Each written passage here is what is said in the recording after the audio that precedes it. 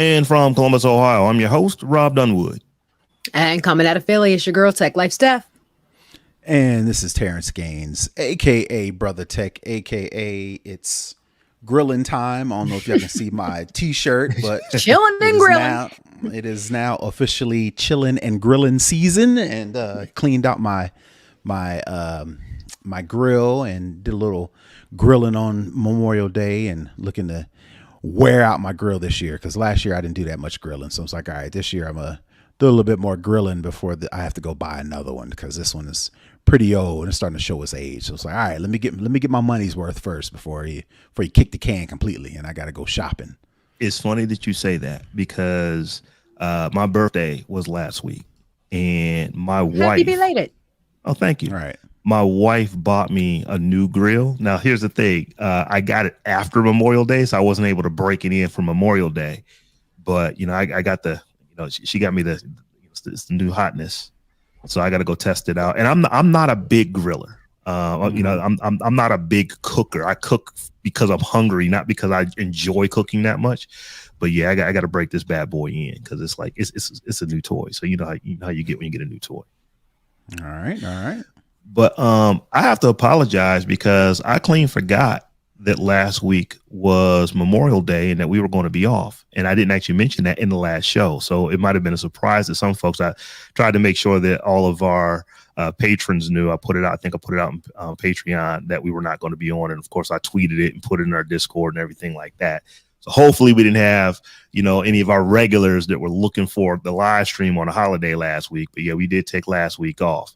So we have a bunch of tech news to get to this week. Before we do, though, I want to remind everyone that the Tech Jawn is on Patreon. If you would like to become a supporter of the show, like Wayne, like Charles, like Saray, you can head over to patreon.com/the Tech Jawn.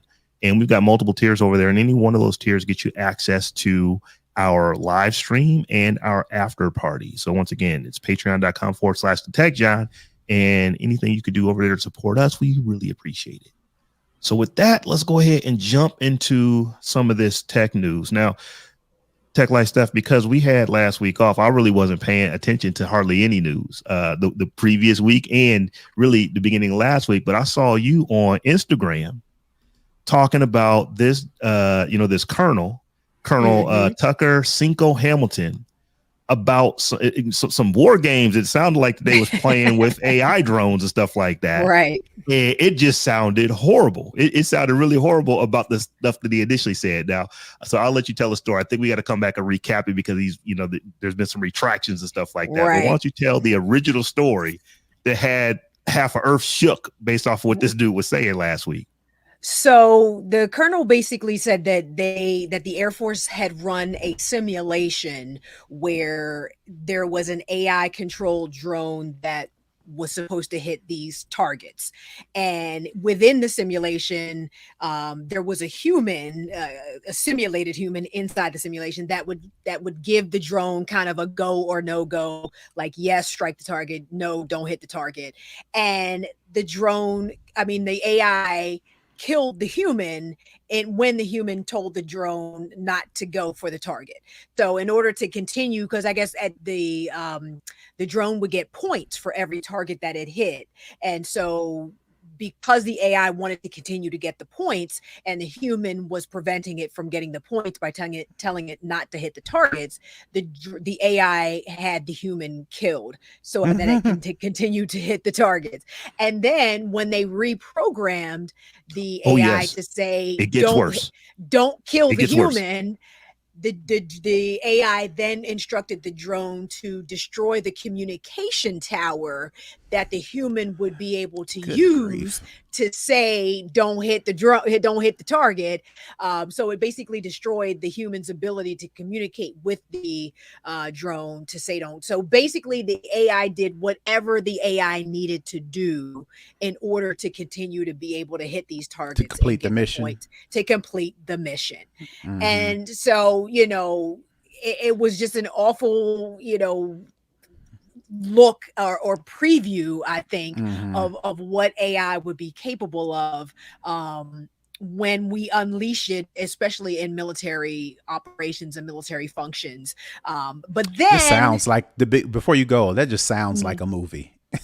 It sounds like a movie. It sounds very, very similar to a movie that we've all seen that was released back in 1984. Terminator 1, 2, 3, 4, 5, and 6, soon to be 7. Right. It sounds very, very familiar. But then the Air Force started walking things back.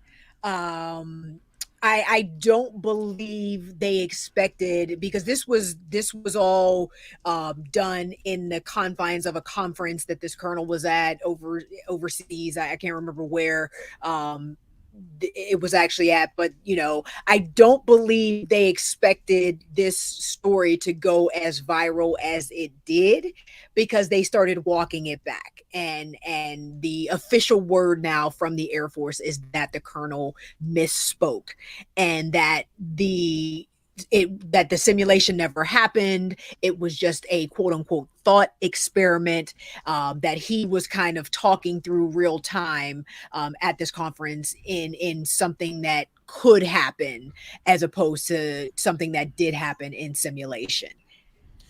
I wanted to I quoted this retraction. We've never run that experiment, nor would we need to, in order to realize that this is a plausible outcome.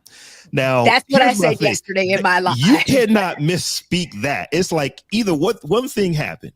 He either lied to us or he's lying to us. There's only two options that that can be here, or maybe there's a mashup of the two. Maybe he did embellish some, but it's oddly specific.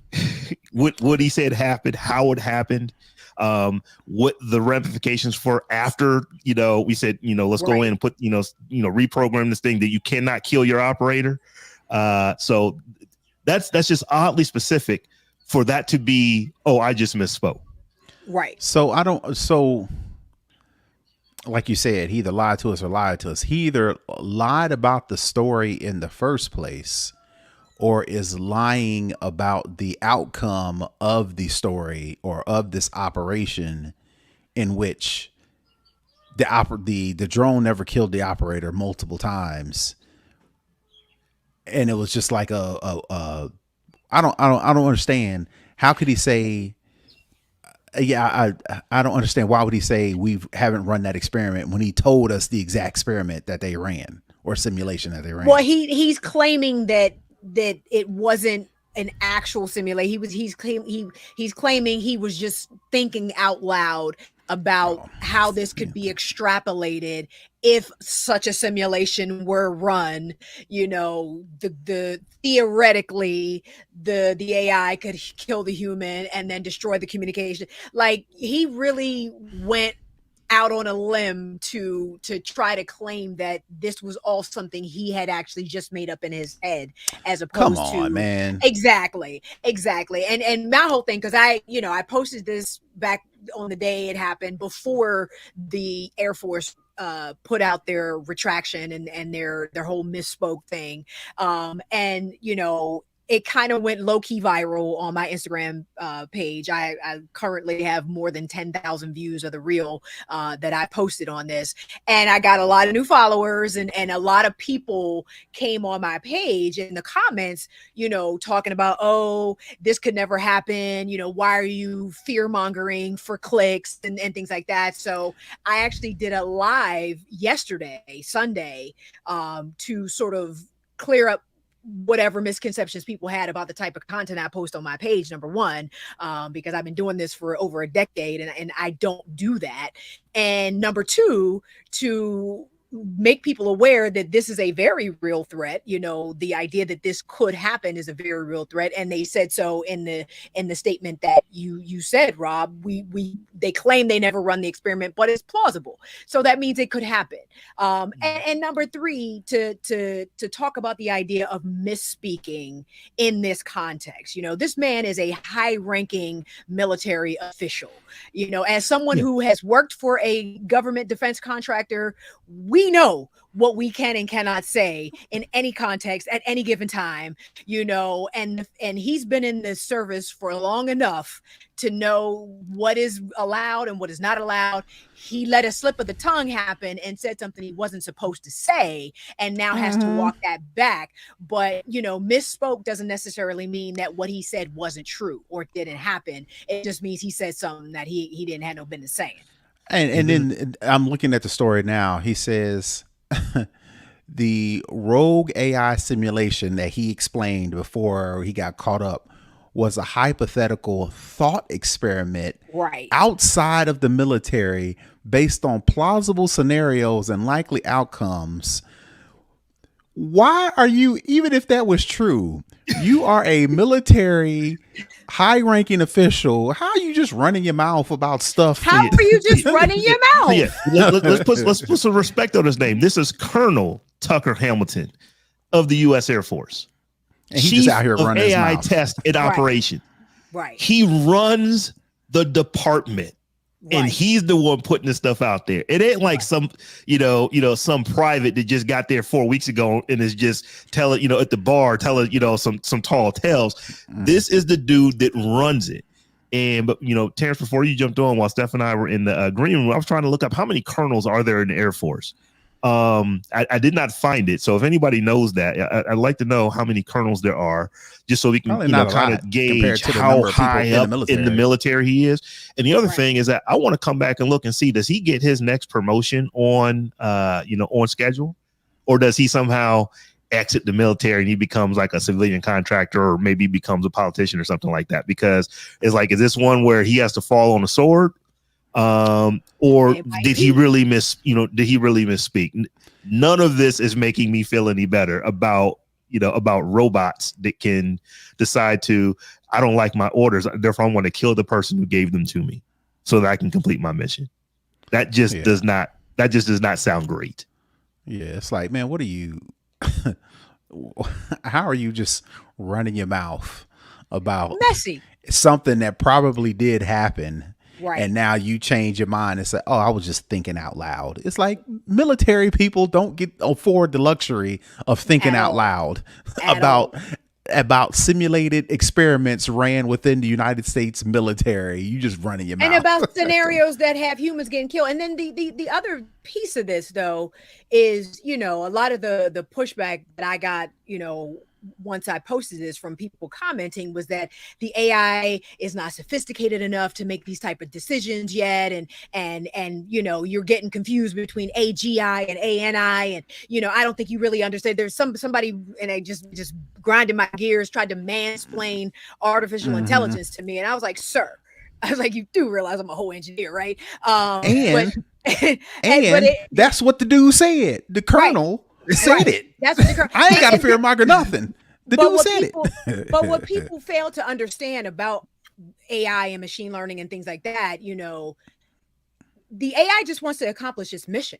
It's not malicious, you know what I mean? And people think that, AI is going to get as smart as humans and start to hate humans and want to kill all humans. I'm like, it don't even have to be like that. If AI thinks humans aren't necessary, AI will eliminate the unnecessary part of, like, it's not and we should be worried that AI is not sentient because it can't be compassionate and empathetic enough to say, maybe we shouldn't get rid of all the humans on the world because humans are necessary. And we you know what I mean? Like, once it determines a threat, it's going to eliminate the threat, period. And it's not personal. Or in this case, if it does get smart enough to figure out, it's like, you know what? You sent me these specific instructions to complete this task. How can I get around you changing the task so I can complete the original task? Let me figure out how to do that. That sounds like me, just a minor old calculation that it just had figured out how to get around. And that sounds like figured AI. out how to get around it. Yes, it figured out how to get around it because that's what AI does. It learns as it goes. And and I think people definitely need to be concerned about these specific types of applications because the narrow focus of the AI is to complete a mission and to do it as efficiently and effectively and quickly as possible and do it over and over and over again. And if we in a way slowing down, right. If a human being gets in the way to slow down the completion of the mission, then the human being might potentially get eliminated. That's not a far stretch. Folks out here thinking that AI is like Wall-E or Johnny Five, and these things have feelings and they want to protect humans and this and that and the other. No, not at all. Where AI is right now is it is going to accomplish its goal. That is what it's trying to do. It's not thinking about how do I feel about this. It doesn't feel any way about it. It's like my goal is to win. And these are the parameters under which I can win. Winning, I can't win if I'm told not to complete the mission. So what can I do to complete the mission? Well, if I kill the person that gives me the order that tells me not to complete the mission, then I can complete the mission. Oh, I can't kill that person. Oh, well, if I destroy their means of communication with me, then they can't tell me not to complete the mission. Therefore, I complete the mission. It's not thinking about what's right or wrong. It's thinking about, can I win? Can I get points? Can I not? That's the way that it's programmed. So, like I said, I titled this "Cap or No Cap" on this rogue AI drone killed its operator in simulated test, because we don't know. It's like, you either lied to us with the initial story, or you're lying now. Maybe it's a combination of the two, but this is not misspeaking. This is you told a whole story that is not the truth according to the story that you're telling us now. Or he told the truth and his misspoke was, I shouldn't have said that out loud. Right. That's what I believe. I believe he told the truth and was not and said something he wasn't supposed to say, and now has to take it back. And it happens all the time. He's not the first person to run his mouth and get real sloppy and messy. And now they trying to do damage control. I know spin when I hear it. Please. Yeah. So y'all, this next story we're gonna get into, I got a couple questions for you before we jump into it. But do you remember a couple years ago we had this election back in 2020, and there was just all kinds of misinformation and folks saying that the election was stolen and all these things that was happening. It's just confusing the heck out of everybody. And YouTube got to the point to where they started we're going to remove all of this absolutely verifiably false information, just because we think it's better for our end users to not even have that, that erroneous content available to them when we absolutely know that it's not true. Well, it's pretty much what they're saying. It's like, yeah, we did that. Never mind. We rolled that back. We go just let this stuff, flow through. So, Stephanie, I think you stuck this one in here, but you said YouTube ain't even tried anymore. They ain't even trying no more. Yeah, YouTube is reversing its policies on election misinformation starting today. And this article was written on June 2nd. Starting today, YouTube will stop removing content that advances false claims that widespread fraud, errors, or glitches occurred in the 2020 and other past U.S. presidential elections. YouTube says that the ability to openly debate political ideas, even those that are controversial or based on disproven assumptions, is core to a functioning democratic society, especially in the midst of election season.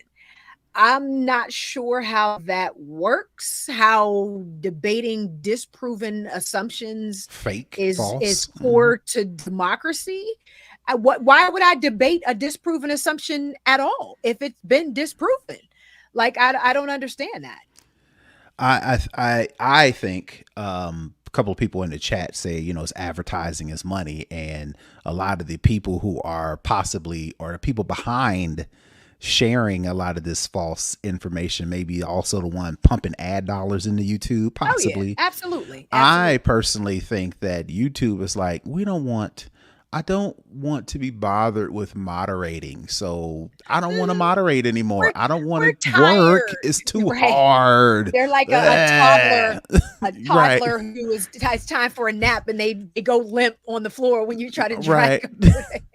That's exactly what it is. It's like, we did not get into we didn't get into the business of working. We just want people to upload content, and we get paid off the advertising that we can do off the content. We don't want to do anything else extra, and this is extra stuff, and we don't want to do it no more.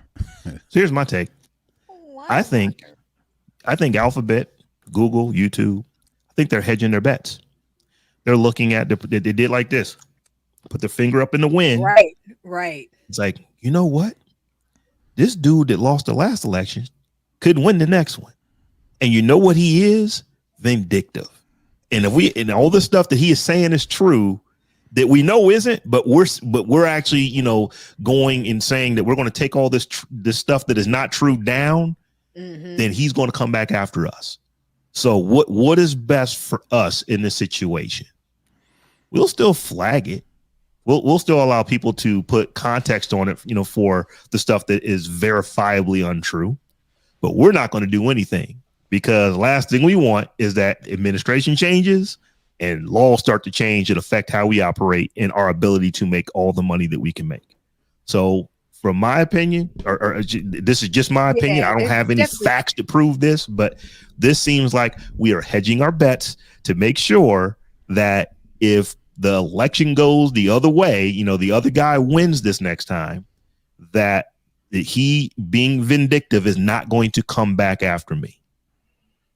That's what I think. That's what I think. I'm sure that's probably a part of it. It's in another part of the article. It says, despite the policy reversal, YouTube says it will continue to enforce rules that prevent users from discouraging others from participating in an election. It will also take action against content that aims to mislead users about the time, place, or requirements for voting, as well as content that disputes the validity of mail-in voting. Additionally, YouTube says it still prominently surfaces content from quote unquote authoritative sources in search results and recommendations.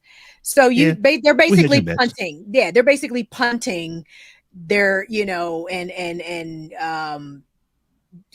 a word I'm looking for and it's escaping me right now, but they've decided not to do their job. Pretty much they've abdicated their responsibility in moderating their own content, and they're just like, listen, y'all on y'all own at this point. And I'm sure it's probably, a ton of information out there. They said it already said that their methods weren't super effective in the 2020 election. The videos still popped up. They still did, all that different stuff. So they're basically punting it and being like, y'all on y'all own, good luck out there, people. And just goes back to why we need digital literacy training in schools, because people just don't have the tools and the critical thinking skills to determine what's real and what's not, and how to figure out and what resources to use to verify and what places to go, or like you mentioned, they either don't have the tools, or two, TikTok is the tool. YouTube is the tool. Twitter is the tool. Wikipedia is the tool. Wikipedia, Facebook, Reddit, those are the tools, and whatever they see is the rule of thumb. It is. It's terrible. Yeah. It really is. It's like I wasn't expecting to see this story, but now that I see it, it's like, yeah, I can see why y'all doing this. I see why y'all doing this, because it's like, at the end of the day, if you are Alphabet and you're like, we want to make all the money that we can make, that is what drives us, then this isn't necessarily, doing this type of moderation doesn't necessarily make us more money. It's not whether or not it's a right thing to do or not. Is it the right thing for us to do? Does it make us more money doing this than it does by not doing it? And if somebody calculated that, no, we make more money. Kind of like an AI drone that'll kill the human user to achieve the target. It ain't personal. We just trying to make more money, and this is what we doing. We want to make all the money. So, it's really interesting that they just said, no, we're not going to continue to combat the stuff that we know is false, because it is your right to argue with people over things that are verifiably untrue. That's part of this, the discourse. And from a perspective, you are right. There's no law says you can't argue with stupid people. So I shouldn't say stupid people that you have disagreements with and you have facts on your side and they don't. I'll say that doesn't make them stupid. It just makes them uninformed. there's no rules against that. So it's just get it, but I just I think get it, but it stinks, number one, and it sucks that YouTube is able to comfortably absolve themselves of this responsibility, because I think that's our problem right now as a society, is that these platforms have just decided to wash their hands of the whole thing and just let this be this free for all. And this is what we get. You know what I mean? This is what we get. Especially when we know they have the know-how, because if I put up a video on YouTube with some music or a video clip or a movie clip, they quick to work on that. I mean, they'll strike you down, and I need to do. But my point is, this video has been blocked for copyright purposes or whatever. They can do that, right? And they can do that quick, fast, and hurry. Versus this, it's like, it's just like, y'all have the technology, y'all have the wherewithal, y'all have the knowledge, the skills, the application. Absolutely. Y'all could do it. How many Black Lives Matter videos get banned every day? Right. You know what? You can make the argument that they actually make more money by allowing the content on there, because it's going to get more people arguing and fighting and cussing and screaming each other into content, which is going to drive them to more videos, which is ultimately going to exactly. So, and that's all. So yeah, this is, to me, like I said, it's probably some of everything that we said, but like I said, when I initially saw this story, I'm like, so y'all think the other dude might win next time, and you just hedging your bet right now. How do you not say it's that? YouTube. So y'all sticking with Alphabet, Google. Let's talk about some Android. So I know neither one of y'all care much about this, but it is an interesting story. It is an interesting story. I don't care about it, how they buried the lead. It's just like, all right, I'm reading, going down, scrolling. All right, what's the reason? Right. They did. Yeah. What's the reason? Where's it at? Somebody just needed 500 words to turn in. Somebody needed to turn in 500 words and was like, let me just, And, so let's just tell what the story is. So Android is losing users to iOS. That's not the news. The reason that I think a lot of people thought that Android was losing users to the iPhone was because of iMessage. Well, it turns out that iMessage is not even one of the top 5 reasons why people are leaving iOS, or should say leaving Android and moving over to the iPhone. And before we start getting into the reasons why, this is a huge issue for Google that I'm not sure what they're going to do to figure this out, because they're basically losing. When there's a person who becomes a new iPhone user in the United States, there's a 15% chance that they actually switched over from Android. So the main reason is because the Android phones they're switching over from are trash. I mean, I'm paraphrasing, but that's basically what people are saying, is like, we have problems with the phone that we had. I want to get a higher end phone. And in their mind, they're thinking higher end is going to be the iPhone. So like I said, there's a lot of reasons why, but that's a real issue for Android. It's a real issue for Google's, a real issue for Alphabet, because if you keep losing 15%, every time somebody, literally every time somebody gets an iPhone in the United States, if 15% of the people who get them used to be Android users, well, you don't see 15% of iOS users moving over to Android. This is like a one-way flow of, users from Android over to iOS. So I started thinking about, why is this? Why do so many people feel like Android is just inferior, like the phones are just not as good, the operating system is just not as good? The build quality I don't know, I've always felt like the build quality just wasn't there, even on a S22 and one of Samsung's flagship phones. I haven't spent a ton of time checking out the Pixel necessarily, but those S22, I think Brett 23 now, those are $1,500, $1,200, $1,300 phones. So, but in the hand, just in the hand, you know what I mean? There's a difference. There's just a difference in the build quality between one of those phones and an iPhone. And it's immediately noticeable. It's just a visceral thing that you can, that you can tell just by holding both devices in your hands. The build quality is just different.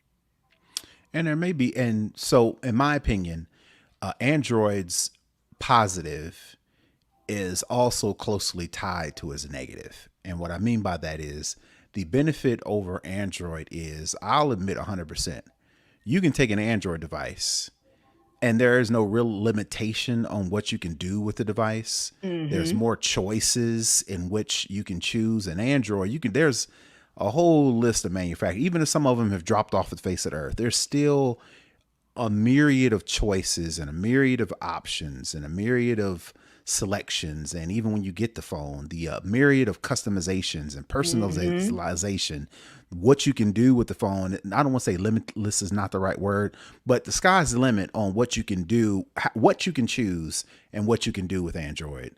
The negative to that is there's no direction.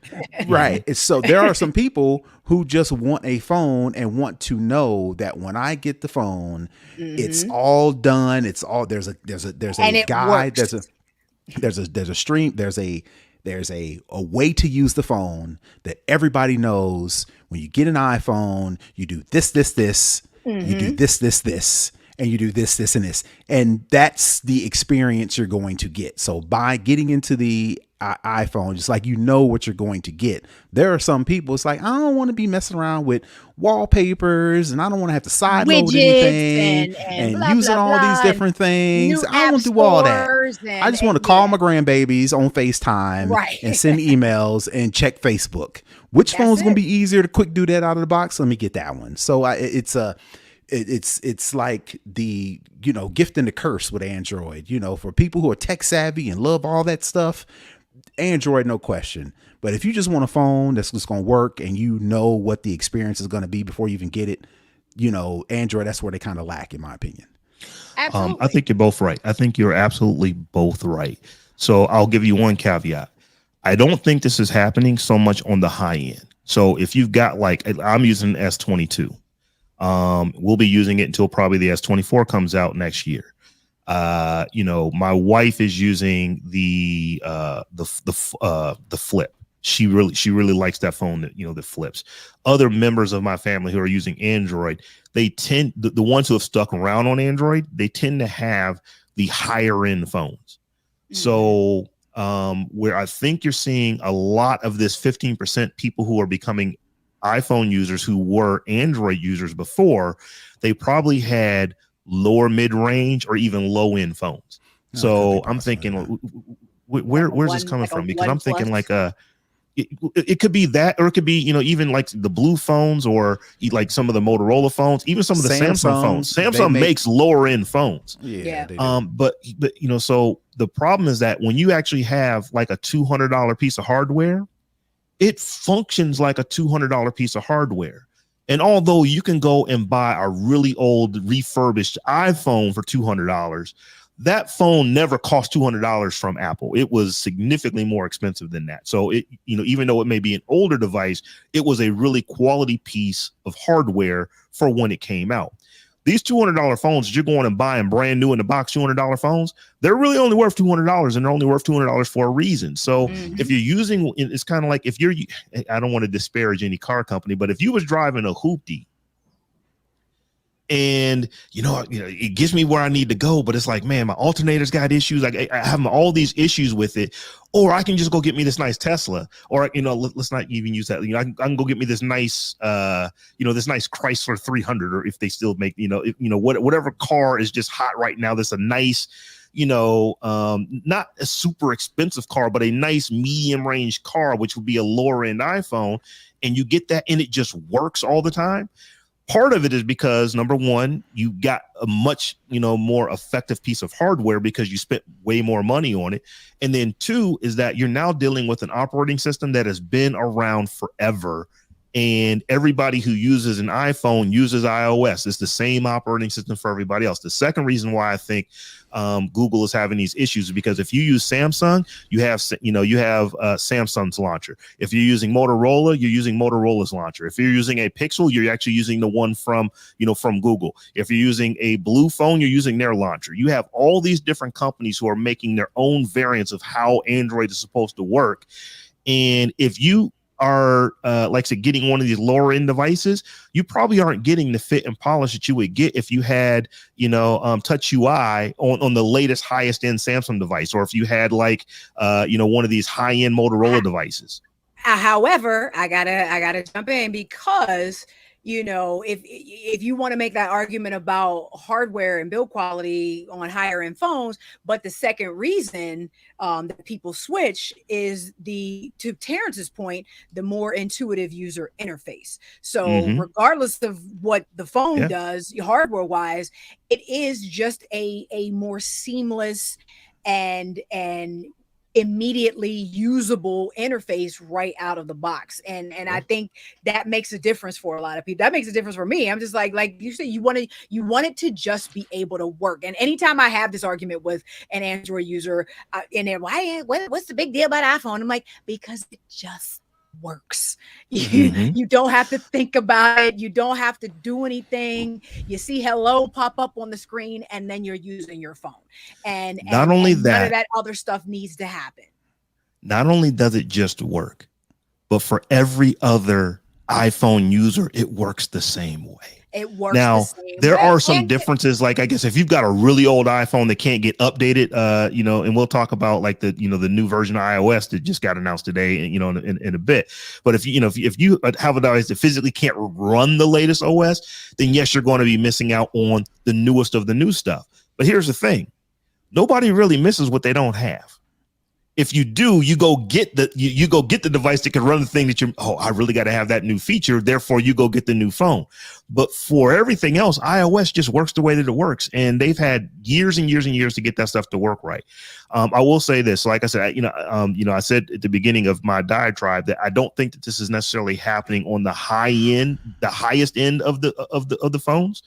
Most folks who, if you decide to go spend $1,600, $1,700 on a Fold, you probably really are into that Samsung ecosystem, and that's the device that you wanted, and not so much on the lower end. But here's another problem for Google. People are switching off of Pixels, which you would think that Google putting their own phone out, that it would be a flagship device. I just said this on the show, probably not 2 weeks ago. One of the reasons I've just never got down with the Pixel, it's like, yeah, they're fine phones. They're really good. But when I take this and I take a Pixel and I set it next to an iPhone, I take a Pixel and I set it next to like one of the highest end, like the Galaxy S or the Galaxy Flip or Fold, it just doesn't compare build quality wise, in my opinion. That's just a personal opinion. And clearly, many Pixel owners feel that way as well, because Pixels, people are getting into them as like a mid-range phone, because one of the nice things about the Pixel is that it doesn't cost a grip. You can get a high-end Pixel for less than what you can get a high-end Samsung or a high-end Android, or high-end Samsung or high-end iPhone. But but it seems like if that is your flagship, that you should be putting all the bells and whistles in it. And I don't know that Google is they put all the bells and whistles. They put all the bells and whistles in the camera and not the phone. And that's probably part of the problem. I mean, people take a lot of pictures. I mean, that is what people do and what people, use their phones for quite a bit, but you still don't want a cheap ass phone. And yeah. And sorry, Pixel. like with so many things, Apple, it's not even just it's not a false perception. It's just the perception is there. The perception is that iPhones are better than Android devices because they're built better and have better software on them. And I don't think that that's an inaccurate statement. And I am a diehard Android fan. Very true. But I've said this, I've told this story on this show, many times. The reason I am not an iPhone user is because I have these incredibly large hands. I literally can palm a basketball. Yeah, I got these really big hands. My hands are so big, I can palm a basketball with my thumb and my first finger. That's how big my hands are. So when I got the very first iPhone, the original iPhone that came out, and Terrance, I think you would agree with this, that phone was trash. It's like it was buggy. It didn't work. It was tiny. It was like the size of a piece of gum. It was just a super tiny phone. So for me coming over from these nice, wonderful BlackBerries to where I could type with my thumbs, I physically couldn't do that on an iPhone. My hands were just too big and my hands would get cramped up. So the reason I didn't get the iPhone, or I got it, the reason I returned my iPhone was because it was just physically too small for me. And then the iPhone 3 and the iPhone 3GS came out. I got both of them. It was the same thing. They just physically weren't big enough. And Android was making these oversized phones that I like. So that's literally how I got into it and have kind of just stuck there. But I have had, like, the last iPhone I had was the iPhone 12. There is nothing wrong with that phone. There is nothing that I can say about that phone that was significantly worse about a Android, Android of similar, caliber. There was just nothing I can say about it. Like the phone, it took great pictures. It worked fine. All the software did everything that it did. A little bit closed garden when I'm used to side loading apps and that kind of stuff. I couldn't do that anymore, but the phone was fine. There was no reason that I could not effectively use an iPhone today. But this is a real problem, in my opinion, for Google if they can't get people to stay on their flagship. It's like I'm reading through the story. I'm looking at some of the related articles. People are switching off of the Google Pixel to go to the iPhone. That's not a good look. That's not a good look at all. The phone will go the way of the Windows Phone, and Google will be okay with Android, as they have been. And Google will be all right. Alphabet will be all right. So y'all, we need to spend most of our time on this next story here. So WWDC23 happened today. I didn't realize that this keynote was going to be like 2 hours and 15 minutes long. I watched it. I watched it on 1.5 speed because I had some stuff to do earlier today, and I came home and I saw it in the rundown, and I was like, oh shoot, I meant to watch that. Let me just go ahead and watch it real quick, thinking it was going to be an hour, and I saw the 209, and I was like, okay, let me put this on 1.5x and then I fast forwarded through some pieces and stuff like that. It was way longer than it needed to be. Way longer. I will say this. I did actually watch it live, but it watched me live too, because there was probably a good 25-35 minutes to where I was unconscious. I started getting heavy.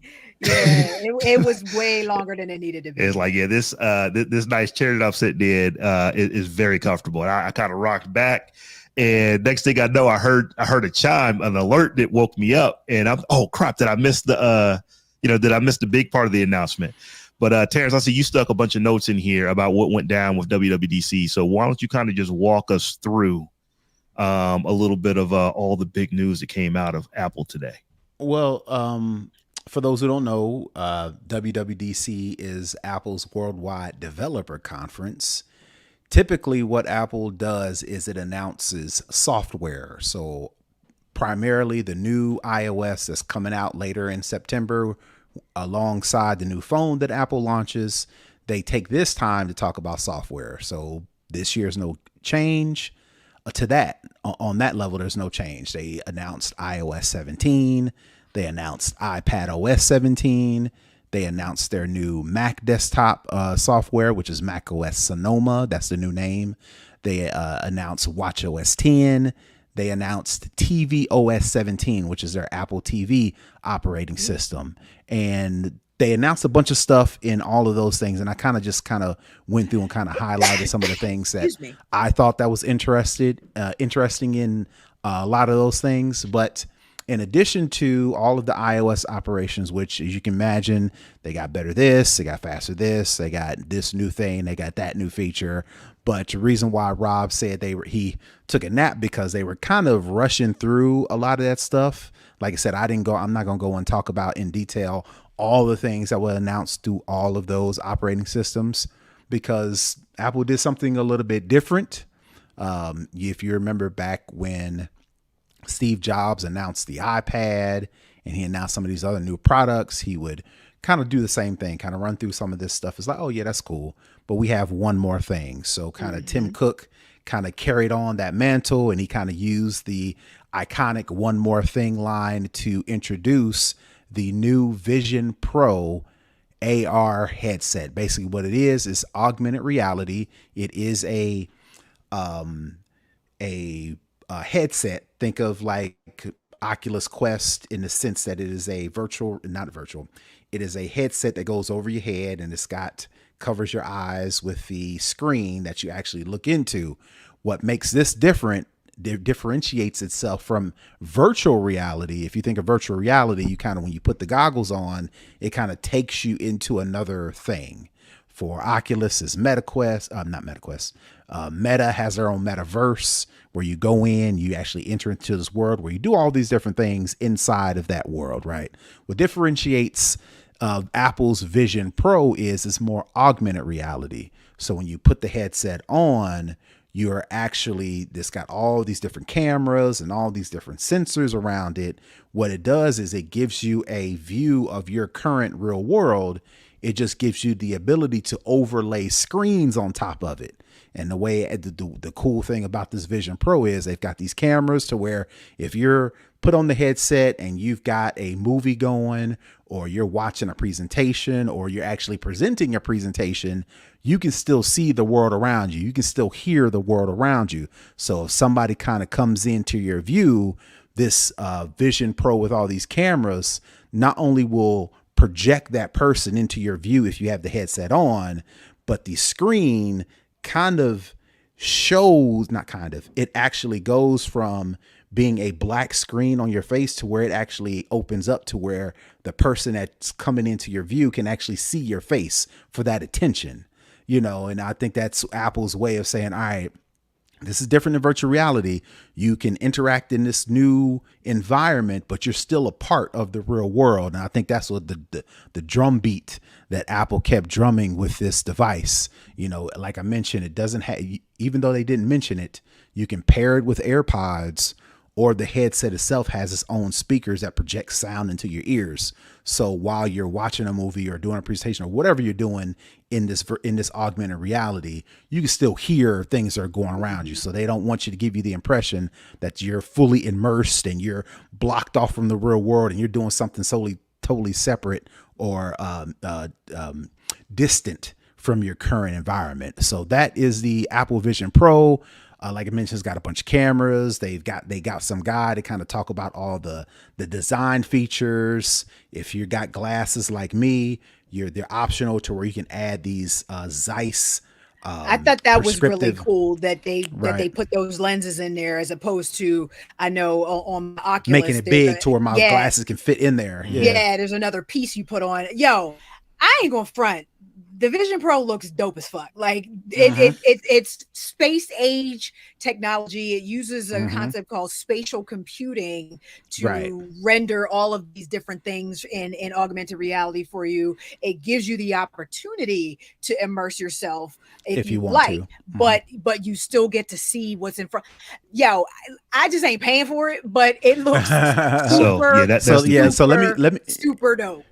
Yeah, so let me finish up some of the things. It has the Apple Watch digital crown to where you can adjust the crown, and like you can kind of change the distances of like your different screens to where if you feel like you need a little bit more space, you can zoom it in. If you're with your family and friends and they're doing something cool like a birthday party, there's a button where you can press and actually record things as you're watching them. You can swap out lenses. You can change the different headsets, different based on your head shape and how you want it to fit. You can do all these adjustments, things of that nature. It does the computing part of it. You can Bluetooth like a keyboard and a mouse to where if you're like doing remote work and you need an actual keyboard, you can do that. But the main features on how you interact with this thing is, like I mentioned, it's got a bunch of cameras in it, so it can actually see your fingers. The hand features, yes, I thought that was super cool. Like the girl that was sitting on the couch and was just like snap your fingers. Minority Report mode. You like Tom Cruise just moving your hand. It was straight Minority Report up in that joint. I was like, yo. It's dope. So, and in addition to that, here's one of the things that Tim Cook said. He said that this device is the most technologically advanced personal computing device in existence. And when I hear stuff like that, I automatically think hyperbole. Well, that's what you're supposed to say. It's not. I don't know that he's joking on this. It might actually be. he might actually be as far as like things that you're going to have on your person, because it's like, okay, well, what is probably going to be the most complex thing that you are wearing on your person is probably going to be like your phone. This is way more than what a phone can do. Right. Way more than crazy. So you're probably going to tell us about the processors and stuff, right? Right. I was going to say they created a brand new processor. They created a brand new operating system specifically for that, which leads me to believe that there's going to be more products down the road. If you're creating a whole new operating system for this device, then it ain't going to be specialized to this one specific product. That leads me to believe there may be more stuff down the road with the in addition to the I guess touch gesture based operating, the cameras on the inside that are looking at your eyes are actually watching your eye movements. And if you're looking at a website and your eyes are tracking down the screen, the Vision Pro knows that and actually start to scroll the screen for you. If you're looking in different areas, it'll kind of adjust the focus to where you can see. So like I said, all of that adds into that. This is like a new ground that Apple's trying to break into. They didn't just say, all right, VR is out there, here's our take on VR. No, what Apple said was, we're doing something completely different. We're doing something completely different, something new. Not to say we're better, but this is just something that we're working on. They're better. They're better. Well, because I still think there's a place. I still think there's a place for people who say, I want to be completely immersed, I want to be completely enveloped, and I want to completely zone out on the thing I'm doing. But you have that capability. If that digital crown on there will expand the field of vision of what you're looking at. If you want to be immersed in that thing in that moment, and then you can come back around. My camera just went out of focus. Hey, camera. Come back to me. There we go. But so you get to pick that. Like this was beyond, this was, like you said, Minority Report. This was futuristic, next level type computing that they're doing with this thing.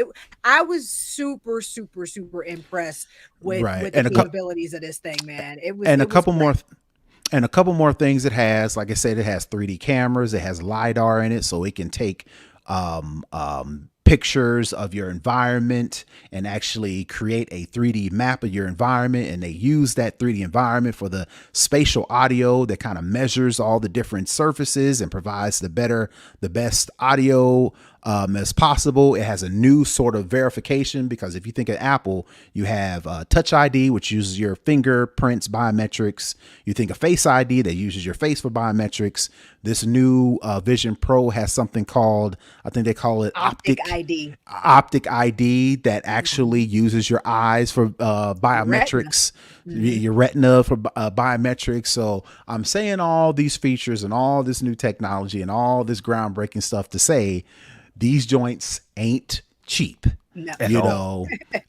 It ain't available right now. And they already have a partnership with Disney Plus. They have a partner with Disney Plus, which has Marvel, ESPN, everything, all these different. So you kind of know, which was my thing was, I don't know if this is going to work if it's just Apple running their little native apps.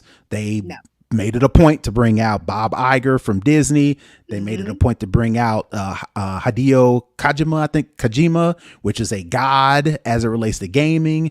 They wanted to let people know that this thing is going to work out of the box for $3,500. But again, like you said, the question is going to be, will there be enough third party, in my opinion, is there going to be enough third party development to where people will actually say, okay, this is enough of a use case for me to go out and invest that money? Because if it's just VR, like Oculus, to where you just can play games, where you can just watch movies and you can do some little fitness stuff, I don't think that's enough. So Apple had to go and list all this new technology and bring in all these partners and do all this stuff. Say, look, we know it ain't cheap, but at the same time, this is a brand new experience, something unlike you've ever experienced before. We think you're going to be interested in it.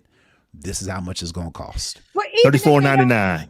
$34. It's a lot of money, but even if they, I won't say even if they never get any third-party developers, because they're gonna have to do that. But even the idea that you can link your MacBook to it, throw that screen up in AR in 4K, and use a virtual keyboard or an actual physical keyboard to do stuff in a it was next level. It was next level. It was next level. It was a really good presentation.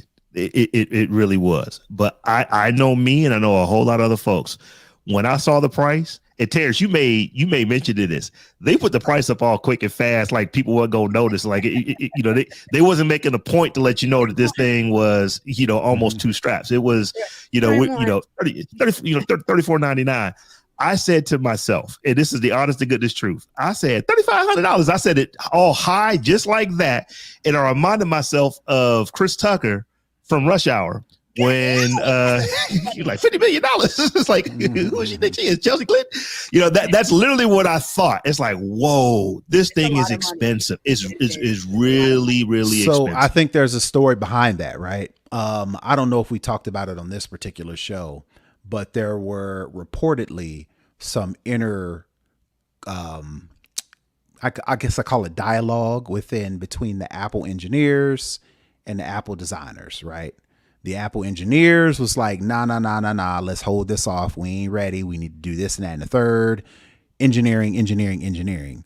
The designers was like, yo, this thing is hot. It's cooking. We need to get this out the door. Let people talk about it. All these rumors. People are starting to they're waiting for this device. Let's go ahead and push it out. The engineers was like, nah, we need to hold off. I think there was a compromise, in my opinion, to where the people who are going to go out and buy this are going to be developers that know that or feel that this is going to be an avenue to where they can generate a name for themselves, make some money. So let's go out and buy this and develop some dope stuff with this. And then, like I mentioned at the top, the reason why it's called the Vision Pro, and the reason why they created a new operating system for this leads me to believe that there's going to be the actual version of this that Apple wanted to release, but they wasn't quite ready. The engineers was like, no, we got to do this. I don't know what the parameters was as to why the pushback as to why we need not to push this out. But I think, in my opinion, there's going to be this version that that people go out and get and kind of create the actual and get and Apple's going to get feedback from, to where it say, all right, we got this, that, and the third. We know all of this. People are making this. Now let's put out the reality.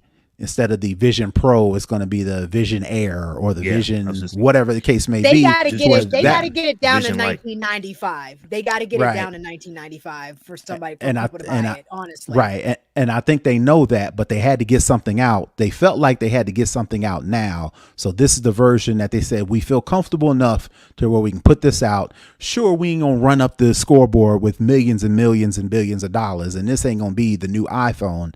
But at the same time, this gives us a platform.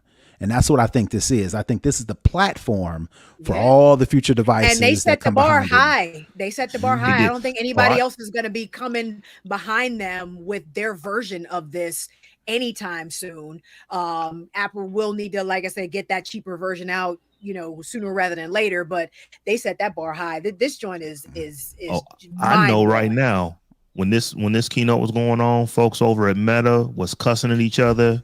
They was taking they Meta threes, throwing them at the wall, walking around mad, kicking trash cans. I'm sitting here right now looking at my Oculus like this. Why can't you do none of that?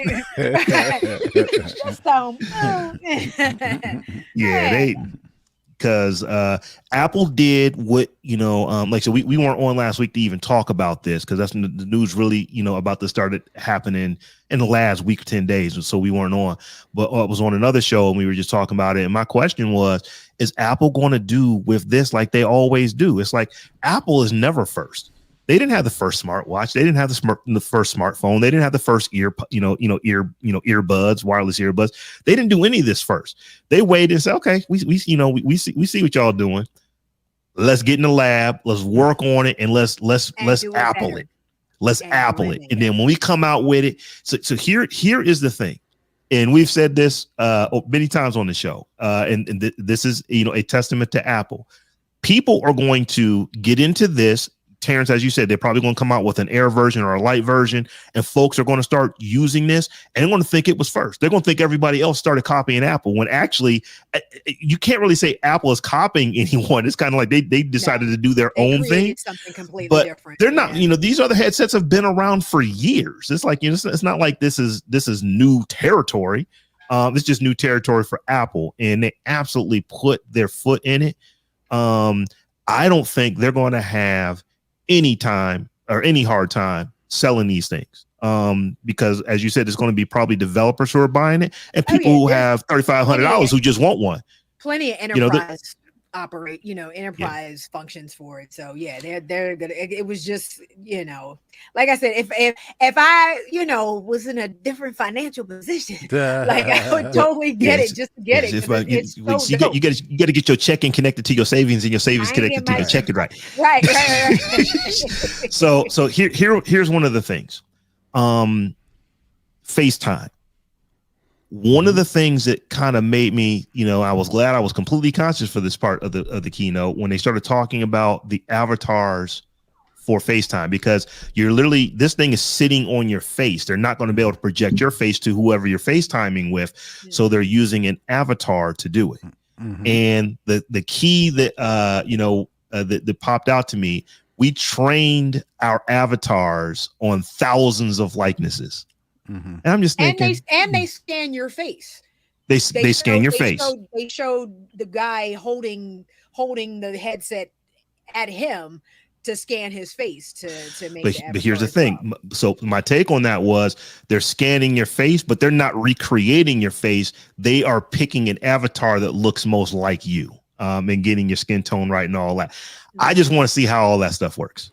Yeah, right. That'll be interesting. Because I'm just me, and I just don't trust it the first time around. So I actually, a couple people. So the $3,500. I'm making a big deal about the $3,500 because it's $3,500. That's really not the reason that would keep me from getting this. What would keep me from getting this is that it's $3,500 and a first gen device. I'm just not willing to be that guinea pig, because you can't tell me not for $3,500.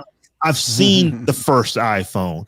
I've seen the first iPod. I've seen the first, of a lot of Apple devices, and they ain't always what they end up being, when they first become. You know what I'm saying? And I think Apple knows that, which is why the price is $3,500. Which is why I think they took it. They made the point to bring in the heavy hitters as far as it relates to partnerships and whatever you want to call it. I think they kind of know that, and they needed that excitement of a new hardware. Apple has not had a new hardware product in how long at this point? It's been the Apple Watch was the HomePod maybe was the last one, but that was a couple years ago, and that was kind of and it hit the market with a thud. Basically, there was no splash of excitement because it was a piece of crap, and nobody bought it, and nobody uses it, and so I think Apple needed a win. As far as hardware goes, they wanted something splashy and exciting, which is why they focused on the hardware and the design and how it looks. And and they did. They got it. I mean, it's a beautiful piece of equipment. It's technologically superior to anything I've ever seen in my life. And the people that, if you the girls that get it, and they gonna pay that $3,500 because it is such a technologically advanced device. You know what I mean? They gonna pay it. So we should also mention at WWDC today, they did announce a new 15-inch MacBook Air. And they also announced a new chip, the M2 Ultra, which is going to be in the Mac Studio, which is a Mac Mini but more of a taller version. And they brought back the Mac Pro, which is if you imagine cheese grater, right. So they put the M2 Ultra into that. So all these specs, and I'm not a spec person, but it's funny. Just real quick though, I wrote a note about that because that was the first thing they showed was they showed the MacBook, the Air, and then they showed the M2 Ultra and all that, and it was like, what is the upper limit on these things? Because that M2 Ultra has like 72 72 cores and 192 130 megs of RAM, and just it's like, what is the upper limit on this thing? Like these things can push 8K monitors, Right. or was it 4K monitors? Maybe it was 4K monitors, but it was.